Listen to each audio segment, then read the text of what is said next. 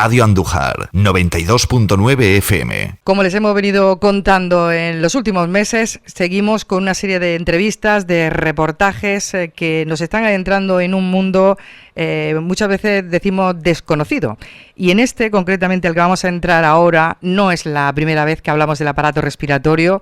Lo hemos hecho en muchos espacios informativos que hemos abordado con especialistas, pero quizá el de hoy, por estar muy en sintonía con lo que estamos viviendo, con la pandemia, con el coronavirus, pues quizá tenga mayor repercusión a la hora de recibir información, de dejar que el aparato respiratorio sea el gran desconocido, salvo cuando hay una patología, algo que nos afecta, que de momento nos interesamos, pues para saber más acerca de él. Quizá sea esta dichosa pandemia la que nos haga hoy hacerle más preguntas al especialista que nos acompaña, don Juan Manuel Bravo, es neumólogo en el Hospital Alto Guadalquivir de Andújar. Buenas tardes. Buenas tardes. Bueno, decíamos que quizá por el tema de la pandemia es cuando más estamos escuchando hablar del aparato respiratorio. Antes, pues sí, sabemos de una persona que sufre EPOC, que sufre asma, hemos hablado de los pulmones, hemos hablado del aparato respiratorio, pero nunca como en este largo más de un año de pandemia, para hablar del aparato respiratorio, cómo se ve agravado con el COVID.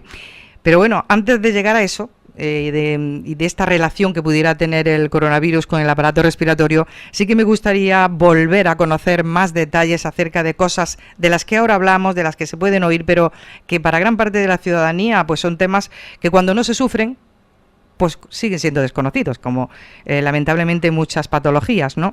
La EPOC. ¿Qué es la EPOC? Porque quien sufre o conoce a alguien que sufre EPOC puede más o menos tener un conocimiento, pero para poner en valor lo que es el aparato respiratorio, vamos a empezar por esas patologías que son graves, que son preocupantes y que luego se pueden ver agravadas, por ejemplo, como estamos hablando con el COVID. ¿Qué es la EPOC? Bueno, la EPOC es un término que utilizamos que lo que significa enfermedad pulmonar obstructiva crónica. Como bien dice el propio nombre de la enfermedad, tiene dos características fundamentales, que es una obstrucción al flujo aéreo, que lo diagnosticamos mediante espirometría, unas pruebas funcionales respiratorias, y otro término muy importante es crónico, una enfermedad respiratoria crónica que no solamente se limita a una obstrucción de las vías aéreas, sino que provoca a largo plazo una inflamación de todo el organismo.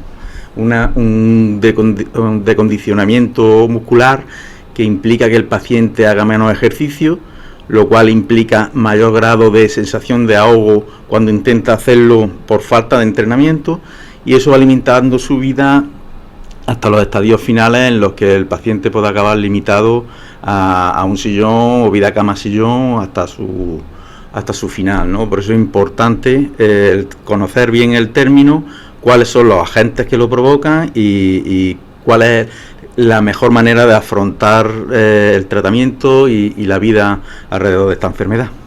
Antes de conocer qué la provoca, cuándo se llega a sufrir una enfermedad pulmonar de obstrucción crónica, vamos a empezar qué es lo que nos puede llevar a desembocar aquí. ¿Qué hacemos mal? ¿O es algo que pueda ser genético? Hay un componente genético, como en la inmensa mayoría de las enfermedades, pero hay una susceptibilidad al daño del tabaco. Ahí está. Como agente directamente implicado de forma hereditaria o genética, solamente está demostrado el déficit de alfa-1 antitrisina, aunque ya se están estudiando otras enzimas que protegen al pulmón, que su déficit puede facilitar que el agente agresor, que en este caso es el tabaco, pueda desencadenar un EPOC. También la biomasa en pacientes que han estado en contacto con fuego, con chimeneas en casa y demás, sobre todo en personas ya mayores, más en otras zonas quizás que aquí ya en Andújar, pero sí que vemos muchos pacientes que desarrollan un EPOC sin haber fumado. Pero básicamente esos son los dos, la biomasa, la combustión de la biomasa, y fundamentalmente en una grandísima proporción el tabaco. El gran enemigo de los pulmones, del aparato respiratorio. Sí, doctor, personas que han estado en contacto con digamos, aerosoles con aquellos productos que son tóxicos, personas que han trabajado con productos de limpieza fuertes o que están en industrias donde hay ese tipo de productos, ¿pueden ver afectados también sus aparatos respiratorios? Se han estudiado multitud de componentes, de pintura y demás. No hay nada demostrado de que eso provoque una EPOC. Provoca cierta hiperactividad bronquial o difusión, lo que llamamos difusión reactiva de vía aérea superior, porque irritan las vías altas, pero desencadenar un EPOC como tal, demostrado 100% solamente el tabaco y la biomasa. Lo que nos llega de alguna manera a pensar que, o casi afirmar, ¿no?, que esta es una enfermedad que aparece, digamos, en una edad avanzada, ¿no? Cuando alguien que fume mucho a tipo carretero, como decimos por aquí, ¿no? Nosotros insistimos mucho cuando valoramos al paciente, sobre todo al principio, en el consumo acumulado de tabaco. No es lo mismo fumar durante 10 años intensamente que fumar 40 años intensamente, ¿no? El consumo acumulado es el que provoca el daño, ¿no? Junto a cierta susceptibilidad, como ya digo. Cuando alguien deja de fumar, ¿es cierto que los pulmones empiezan a liberarse de todo aquello que se quedó ahí acumulado? ¿Hay un respiro para ellos o quedan dañados ya de por vida? A ver, yo como le explico a muchos pacientes, el que le puso el nombre a la enfermedad lo puso claramente, EPOC, enfermedad pulmonar obstructiva crónica. Eso quiere decir que el paciente debe conservar aquello que tiene funcionalmente, porque probablemente no haya una vuelta atrás. De hecho, hasta hace muy poco se pensaba que funcionalmente no iban a mejorar ya. Ahora ya se sabe que hay personas que recuperan con los nuevos tratamientos ciertas mejoran de su obstrucción bronquial, pero solo en un 11% de los casos.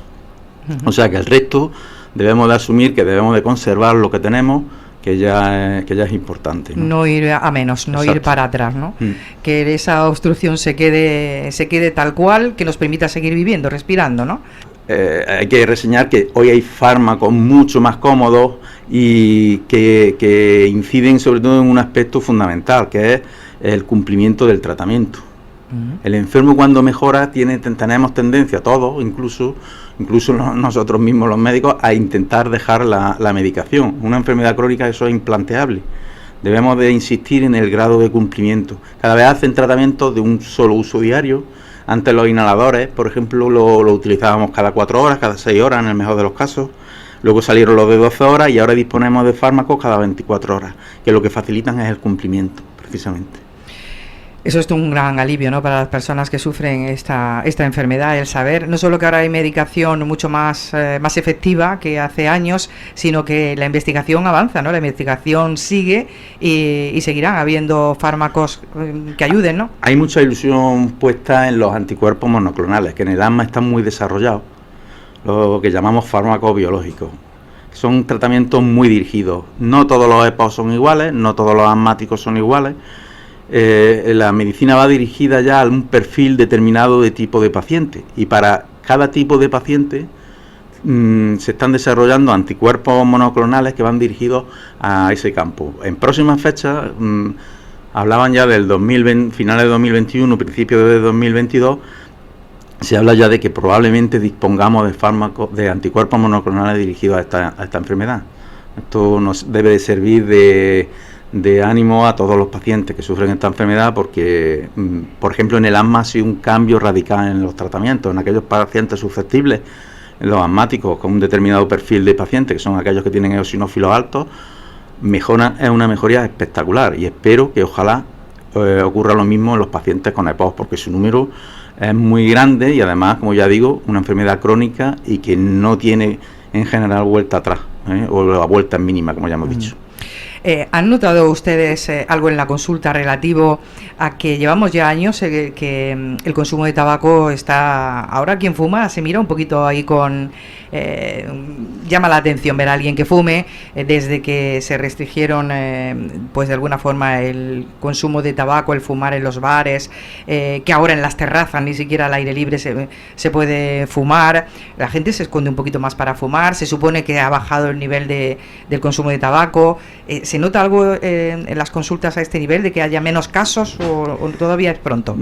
Es que nosotros vemos, como decimos, el epifenómeno, o sea, lo que veis por encima, ¿no? Los casos que surgen. Entonces, no valoramos eso más que cuando salimos de la consulta. Nosotros lo que vemos son pacientes que, por desgracia, ya tienen la enfermedad. Sí que es cierto que lo que conocemos son las estadísticas. Lo que es preocupante es que la gente joven está volviendo a fumar, ¿eh? Hay un cierto relajamiento en el consumo de tabaco en jóvenes, curiosamente.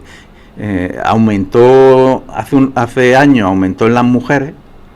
Antes era raro ver una mujer en una consulta de neumología, y como ocurre con el alcohol, el tabaco y el alcohol afectan más a las mujeres que a los hombres, y vemos casos severos de mujeres que han fumado, que han desarrollado una EPOC importante.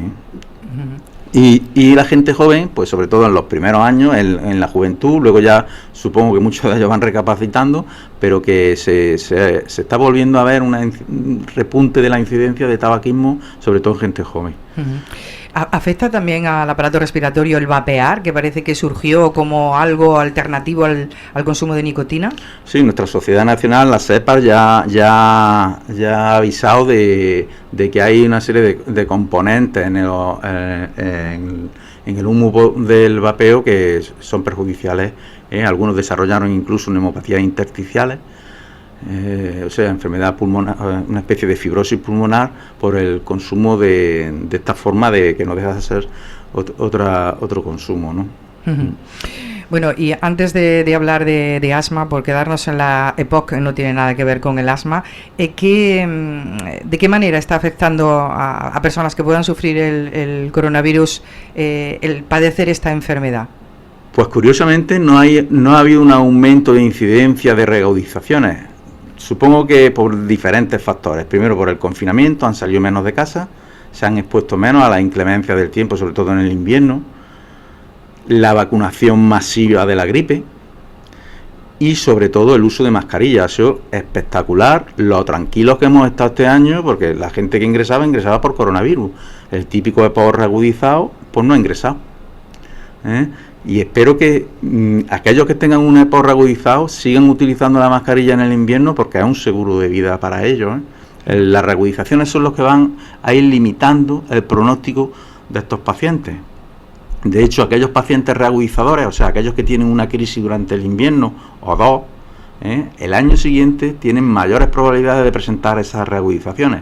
Y es importante que pongan todos los medios disponibles para evitar esas reagudizaciones, entre ellos la vacunación antineumocócica y la antigripal, el uso de mascarillas, sobre todo en invierno y en contacto con otras personas, en contacto cercano con otras personas, incluso cuando haya pasado ya la pandemia.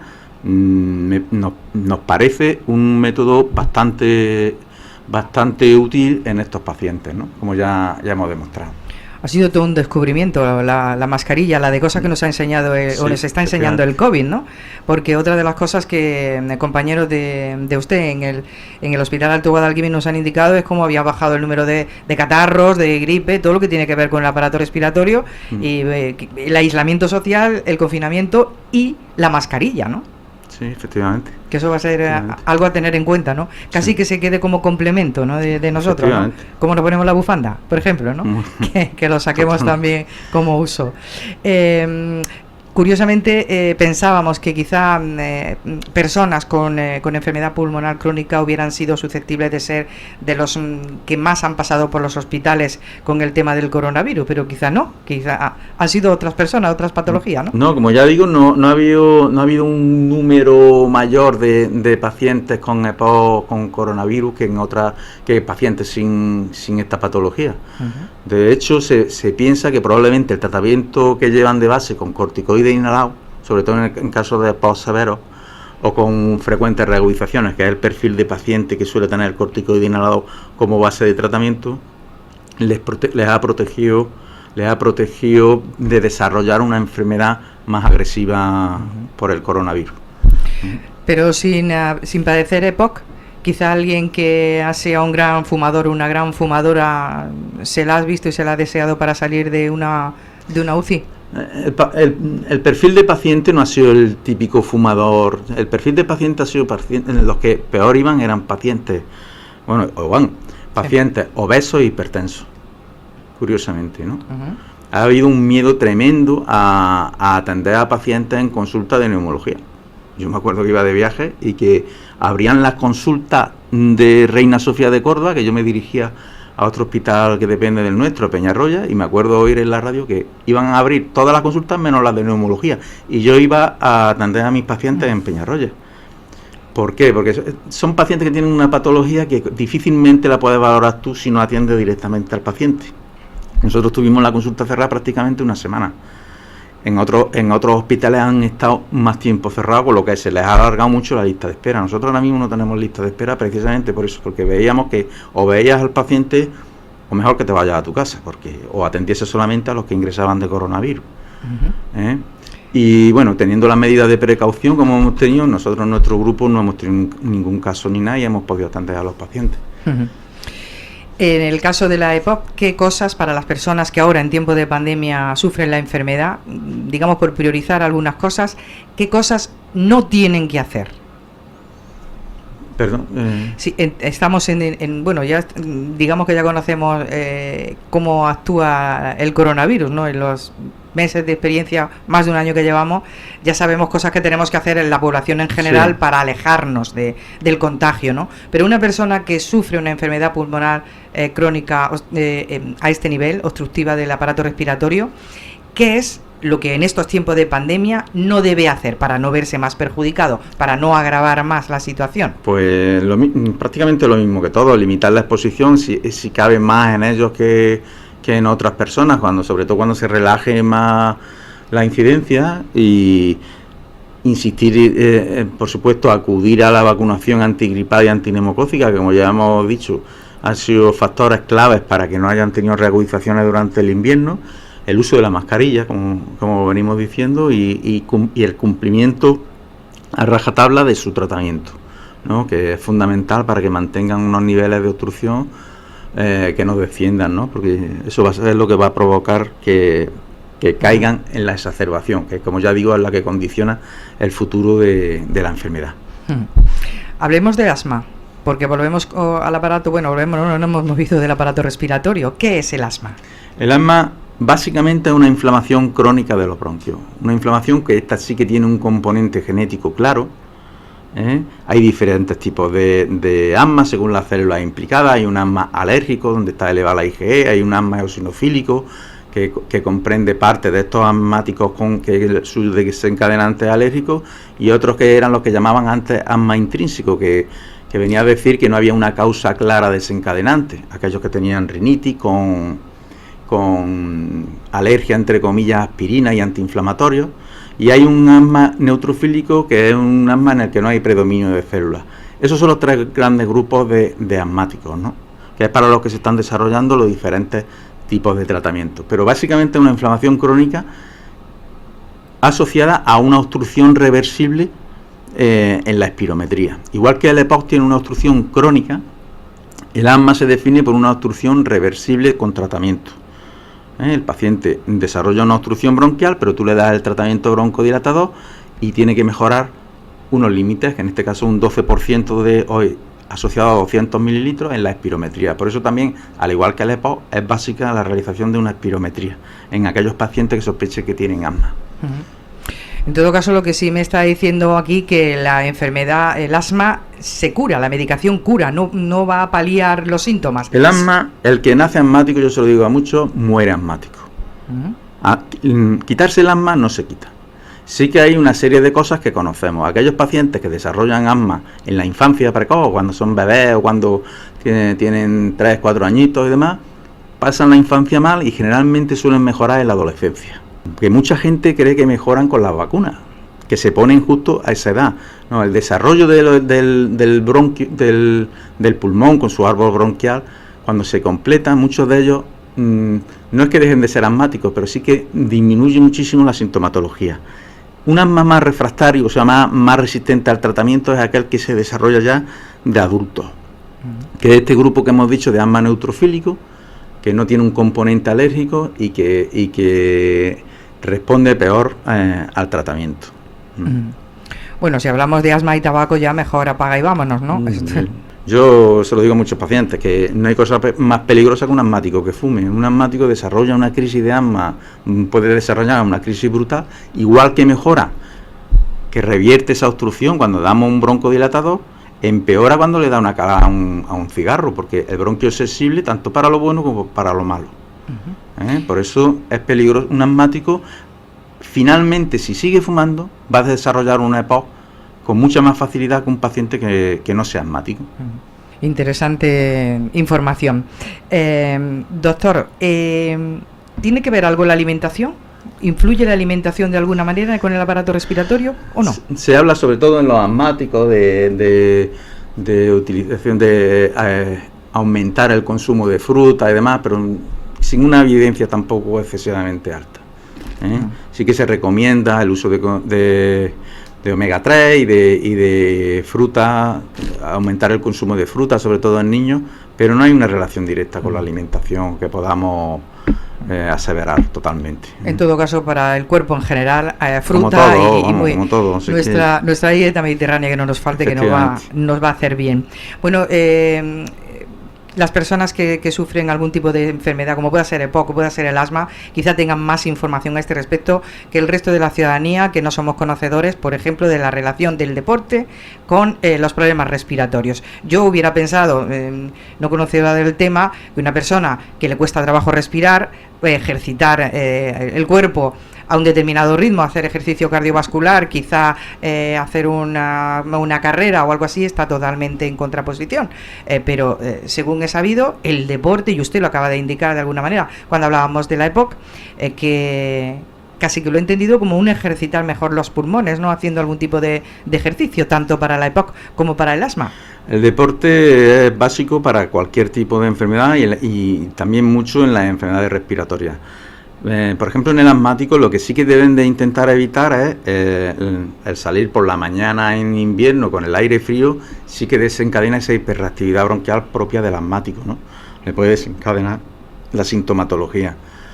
Importante el asmático que se premedique, tenemos medicación que le indicamos que la tomen 20 minutos, media hora antes de realizar el ejercicio, y bueno, hay ilustres deportistas españoles que eran asmáticos, o que son asmáticos. Indurain era asmático, imagina, Lo que pasa es que llevaban sus permisos y demás para su tratamiento y ya está, pero que el deporte es magnífico. Un deporte magnífico para los asmáticos y para el EPOC es la natación. Ese quizás es el mejor deporte, el que pueden desarrollar con más tranquilidad y que mejor acondiciona a este tipo de pacientes. Que de alguna manera se entrenan los pulmones, se puede decir así, lo que es importante es mantener una actividad física correcta. Como ya he dicho antes en el EPOC, el enfermo puede entrar en un círculo vicioso con pérdida de masa muscular, aumento de la disnea, de la asfixia al hacer el ejercicio, ¿no? La sensación de falta de aire. Esa falta de aire hace que haga menos cosas, produce más pérdida de masa muscular. Y esto es un círculo vicioso que hay que romper, porque si no limita sus actividades y su vida diaria. Y el asmático igual. El asmático no tiene excusas para no hacer ejercicio. Intentar evitar aquí en Andújar, lógicamente, el salir, sobre todo a última hora de la tarde y demás, en época de polinización del olivo, porque incluso los que no somos asmáticos, cuando salimos en determinadas zonas de aquí de Andújar, cuando están los plataneros y demás, notamos síntomas. Y no quiere decir que seamos asmáticos, sino que el ambiente está muy cargado. Y en la época del olivo igual. Lo que parece evidente que para las personas que sufren cualquiera de estas patologías, la EPOC o el asma, la calidad de vida ya no es la misma que hace años, ¿no? Porque la medicación avanza, el conocer también de cerca en qué consiste cada cosa por parte de ustedes le puede planificar de alguna manera el que les va a favorecer un mejor día a día, el que le va a perjudicar.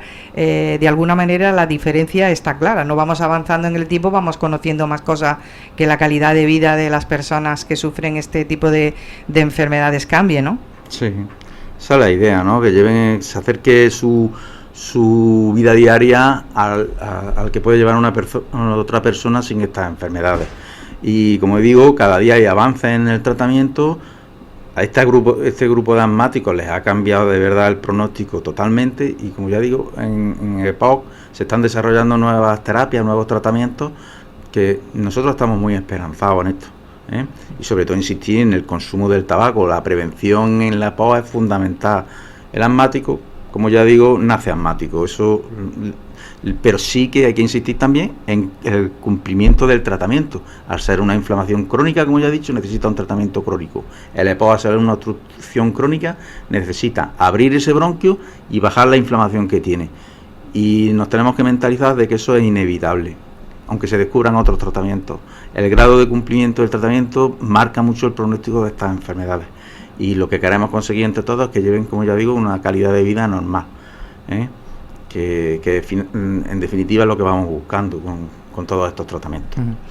Fíjese, con esto terminamos, que pensábamos que con la pandemia, que con el coronavirus, cuando hemos hemos conocido la gravedad de la situación de las personas que sufren el coronavirus ya en un estado grave, cuando se habla de intubación y se habla de darle aire para poder respirar, creíamos que todo tenía que ver con enfermedades relacionadas con el aparato respiratorio, y usted va y nos dice, pues no, precisamente no. Aunque sea el afectado, ¿no? Ya digo, no ha aumentado la incidencia. Con lo del coronavirus, pues hemos visto cosas que todavía no tenemos una explicación clara, ¿no? Sobre todo esa sensación de falta de aire que les queda a muchos pacientes.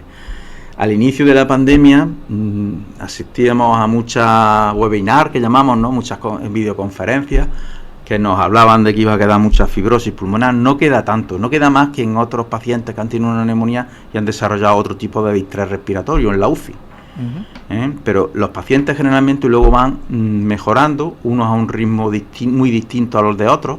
Hay pacientes que se quedan con esta sensación de falta de aire, sobre todo ante el esfuerzo, pues durante muchos meses.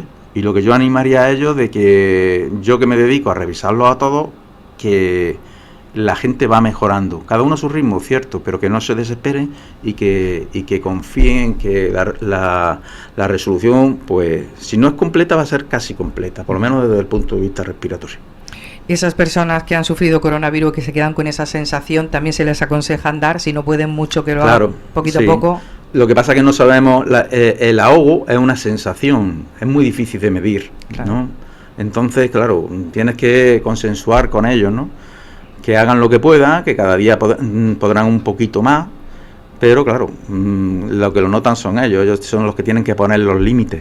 Pero sí que es importante estar bien entrenados en todas las enfermedades que hemos nombrado, y en aquellos que han tenido neumonías bilaterales por coronavirus también, ¿eh? El grado de entrenamiento es fundamental y va a ser lo que va a acelerar la recuperación, ¿eh? Con prudencia, con tolerancia. Si hoy puedes un poquito, mañana podrás un poquito más, y así, poco a poco. Lo que está claro, veo, doctor, que ustedes, todos los profesionales que están abordando especialmente el aparato respiratorio en tiempos de pandemia, están descubriendo muchas cosas, y hay muchas incógnitas todavía por descubrir, ¿no? Muchas. No sabemos muy bien la evolución que seguirá. Al final, vamos conociendo cosas del día a día, ¿no? De lo que leemos y demás, pero sí que es cierto que hay lagunas todavía, ¿no? Hay lagunas de cómo afecta. Hoy sí he visto gente que le afecta la memoria, gente que lo que cuenta son parestesias, ¿no? O sea, sensación de hormigueo en las piernas. Además, no sabemos muy bien cuál es la causa de todo esto.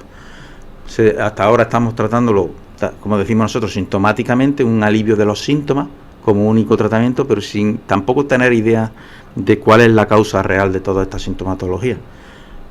Queda mucho por delante. Queda mucho todavía y cuando pase todo esto, va a haber mucho trabajo para consensuar información, datos y seguir investigando, ¿no? Sí. Ha abierto una puerta bastante importante el COVID-19 al mundo de la ciencia y de la medicina. Sí, efectivamente. Pues, doctor Bravo, le agradecemos mucho que nos haya acompañado en Radio Andújar y nos haya dado esta información tan interesante. Gracias a ti. Radio Andújar, 92.9 FM.